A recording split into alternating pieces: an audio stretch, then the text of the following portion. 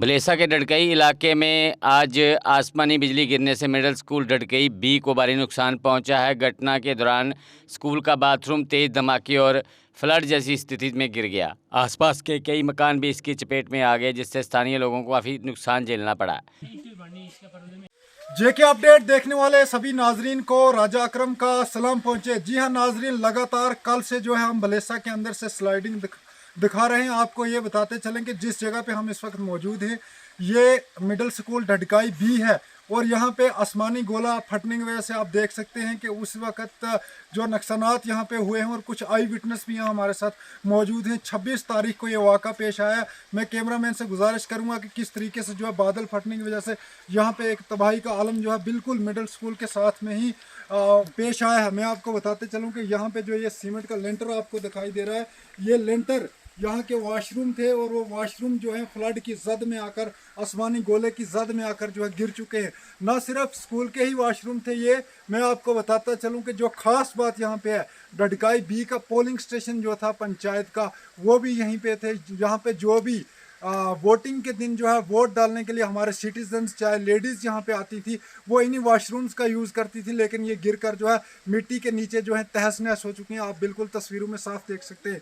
सिर्फ इतना ही नुकसान नहीं हुआ है बल्कि इधर से नीचे जितना भी ज़मींदारों के खेत वगैरह या आसपास में जितना भी मकान मोहल्ला था वो पूरा जर्जर हो चुका है। आसमानी गोले की जो वाइब्रेट थी वो आसपास के तकरीबन 7 से 8 घरों में जो है उसने नुकसान पहुंचाया। बड़ी बड़ी दरारें जो हैं यहाँ के घरों में देखने को मिली और स्कूल को भी काफ़ी नुकसान पहुंचा है। मैं आपको बताता चलूँ कि स्कूल के अंदर जो है पानी भर चुका है। कुछ यहाँ के मकामी लोग यहाँ पे मौजूद थे, उन्होंने जो है पानी को काट कर नाले में डालने की कोशिश की और उन नौजवानों की बहादुरी को भी मैं सलाम करता हूँ कि उन्होंने जो है इतनी जुर्रत दिखाई और स्कूल की बिल्डिंग को बचाने का काम किया। तो फिलहाल जो है स्कूल के वॉशरूम जो थे वो इसकी जद में आ चुके हैं आसमानी गोले की और पानी का बहाव इतना तेज़ था कि नीचे जो यहाँ पे बड़ा नाला है उस तक जो है बिल्कुल स्लाइडिंग गई है। मेरे साथ इस वक्त बातचीत करने के लिए यहाँ के साबका सरपंच और नायब सरपंच भी मौजूद हैं। फिलहाल सरपंच साहब से जानने की कोशिश करूँगा। मैं कैमरामैन से गुजारिश करता हूँ थोड़ा नज़दीक आए और सरपंच साहब की बात को सुनते हैं। सर, कब ये वाक़ा पेश आया? कनेक्ट है। सबसे पहले मैं आपके चैनल का शुक्रिया अदा करता हूँ और आपका बहुत बहुत शुक्रिया अदा करता हूँ कि आपको हमारी आवाज़ सुन के आप यहाँ तक इस मुसीबत ज़दा रास्तों से होते हुए, इस कीचड़ और गारे से होते हुए आप यहाँ पहुँचे। हम आपके इस चैनल का बहुत बहुत शुक्रिया अदा करते हैं। ये जो हादसा हुआ ये 26 या 26 तारीख के दिन को कोई 3 बजे आया और यहाँ के लोग जो थे वो देखकर डरते भागे। कुछ गिरे, बुज़ुर्ग जो थे वो गिरे भी, उनको दूसरे लोगों ने उठा के तो अपने अपने घरों में पहुँचाया, क्योंकि वो मसला ही वो मंजिल ही वैसा था उस वक़्त के ये जो लोगों को जान की पड़ गई थी कि हम इस माहौल और इस पानी के इस सैलाब में हम कैसे बचें। लेकिन यहाँ के नौजवानों ने बहुत हिम्मत करके और जिनमें कुछ औरतें भी थी उन्होंने बहुत सारी हिम्मत करके और इन बूढ़े और बुज़ुर्गों और बच्चों को बचाया है।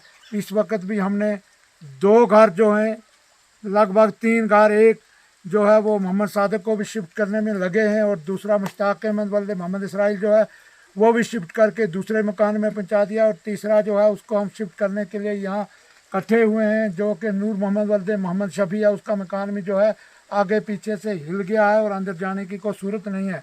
लिहाजा मैं तमाम एडमिनिस्ट्रेशन का भी शुक्रिया अदा करता हूँ और एडमिनिस्ट्रेशन से यह गुजारिश करना चाहता हूँ कि सबक सीखो।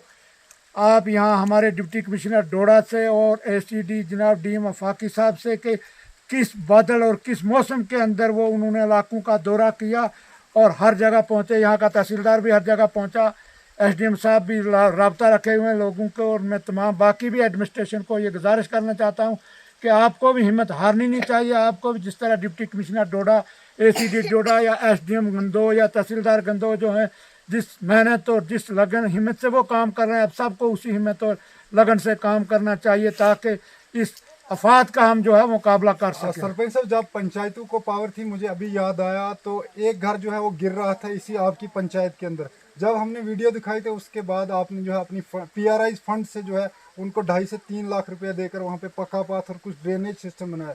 तो अब एडमिनिस्ट्रेशन से आप क्या मांग करोगे, क्योंकि पंचायत के पास तो पैसा है नहीं? इस वक्त एडमिनिस्ट्रेशन ही और पुलिस ही इमदाद कर सकती है। इस वक्त तो किस किस्म की इमदाद चाहते हो इस वक्त तो मैं चाहता हूँ कि जो ये 3 घर मेरी पंचायत के अंदर बेघर हुए, इनको फौरी इनके रहने सहने का मैनेजमेंट और अरेंजमेंट किया जाए, और उसके बाद जितनी भी यहाँ की ड्रेनें जो बह चुकी या पैक्स के काम बह चुके, तो उनका फौरी अरेंजमेंट की मैनेजमेंट करके उन कामों को शुरू करवाया जाए, ताकि लोगों का रास्ता।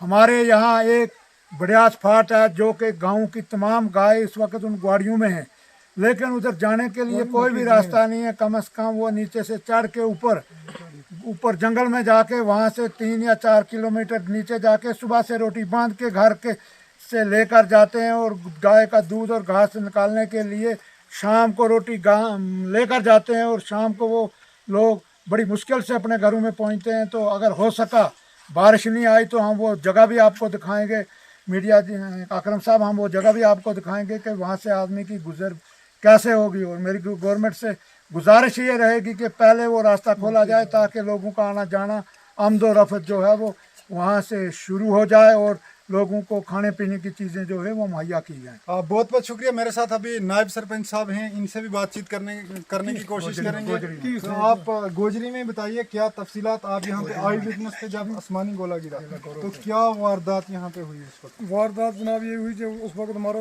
दिमाग फिलहाल काम नहीं करता था, जान की फंसी थी। तो 26 तारीख को हुआ था 3 बजे। तो किस तरीके से आपने स्कूल को इतनी बहादुरी के साथ बचाया? क्या मेरे तो लाख को भी दर्द थी और टांगों को भी दर्द थी जी। हाथों पे, और भी लड़के लिए को स्कूल को भी मकानों का पानी में काटा है वहाँ से जी। तो अल्लाह ताला की तरफ से तूफान आया। तो ये बाथरूम जो इधर गिरे हुए, ये आपके आने से पहले ही एक ही जद में जो है बह चुके थे? हाँ, ये एक जात में अब क्योंकि यहाँ पे फसल जो है 3 गोले, यहाँ 3 गोले पड़े थे, एक उस साइड में, एक इसमें, एक ऊपर। अब जो है स्कूली बच्चों का यहाँ आना जाना, सैकड़ों बच्चे जो हैं यहाँ पे आते हैं, साथ में आप लोगों की फसल है उसकी बर्बादी को बहुत ज्यादा खतरा है। 140 बच्चे हैं। हाँ, तो अब वॉशरूम की तामीर जो है वो करना बहुत जरूरी है। तो क्या मांग रहे यही मतलब हम उससे बाद हमारे जो है ये गवर्नमेंट से हम शुक्रिया यह अदा करते हैं जो हमारी है इन्हें दिखाई कि आपने यहाँ तक तकलीफ की, शुक्रिया अदा करता हूँ। आप बहुत बहुत शुक्रिया। बात कर रहे थे नायब सरपंच साहब। और इसके अलावा यहाँ पे एक मकामी नौजवान हैं जो गोला फटने के आई विटनेस ये भी हैं, और इन्होंने जो बहादुरी दिखाई है स्कूल की बिल्डिंग को बचाने में, जो है गवर्नमेंट को जो है गवर्नमेंट की लाखों की बिल्डिंग जो है इस वक्त बची हुई है। स्कूल जो आप खड़ा देख सकते हैं वो इन मुख्तियार साहब की मेहरबानी है। इनसे बातचीत करने की कोशिश करेंगे। सर बताइए कौन कौन लोग आपकी टीम में उस वक्त शामिल थे, और किस तरीके से बहादुरी दिखाकर आपने जो है स्कूल को, आसपास के जो घर हैं उनको बचाने की कोशिश की? सबसे पहले हम आपका शुक्रिया अदा करते हैं कि जो आज हमारे पास पहुँचे। जिस वक्त ये बिजली यहाँ फटी तो हम खाना खा रहे थे जी। अचानक आवाज़ आई तो मैंने बच्चों को बोला कि अंदर से भाग जाओ, देखते हैं क्या। वो बाहर आए तो यहाँ देखा हमने कि जो ये स्कूल का बाथरूम था तो ये गिर चुका था जी। इसकी जो टंकी पानी की थी वो नीचे पहुँच गई थी, और हमने अंदर से कदाली वगैरह मंगवाई, और स्कूल की तरफ पानी जा रहा था, और इसको हमने सीधे रास्ते नीचे लगाया। हमारे साथ 8-9 बंदे थे जो जिसने ये इतनी मेहनत की, और जो है घरों को बचाया। बहुत ही मुश्किल था, बहुत ही मुश्किल। सारे डर चुके थे कि ये क्या हुआ, लेकिन अल्लाह का शुक्र है कि नॉर्मल जो यहाँ पड़ा गोला, अगर ज़्यादा होता तो मुझे लगता कि यहाँ से नीचे जितने भी घर थे वो नहीं मिलने थे। और दूसरी बात रही कि स्कूल के जो बच्चे आएंगे तो बहुत ही मुश्किल है, बच्चों का जो बाथरूम है वो गिर चुका है, और स्कूल में बच्चे पेशाब वगैरह कहाँ करेंगे, बहुत मुश्किल होगी।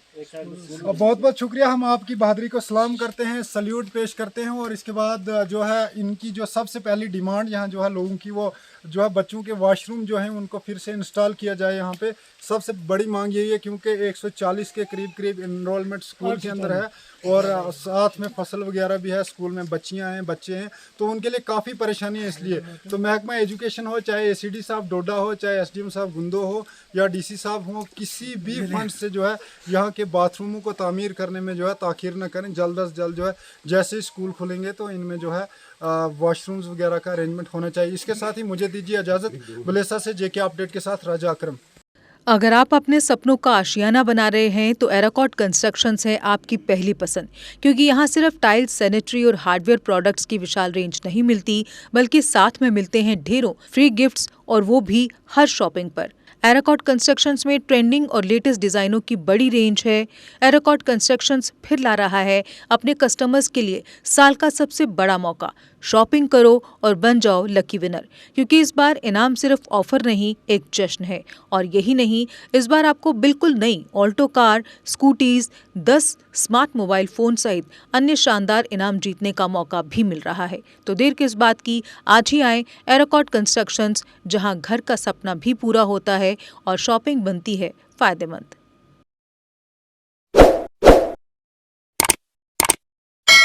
जम्मू कश्मीर की खबरों के लिए जुड़े रहिए GK अपडेट के साथ।